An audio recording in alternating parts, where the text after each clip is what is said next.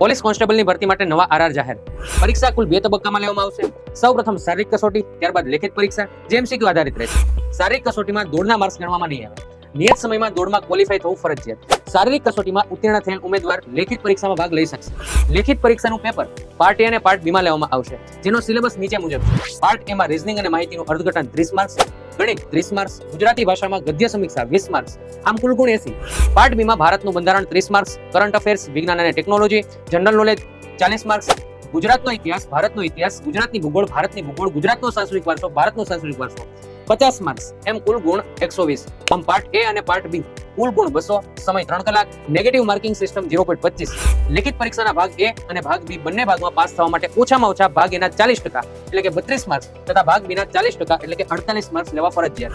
યાદ રહે, કાયદો, મનોવિજ્ઞાન અને સમાજશાસ્ત્ર સિલેબસમાં નથી.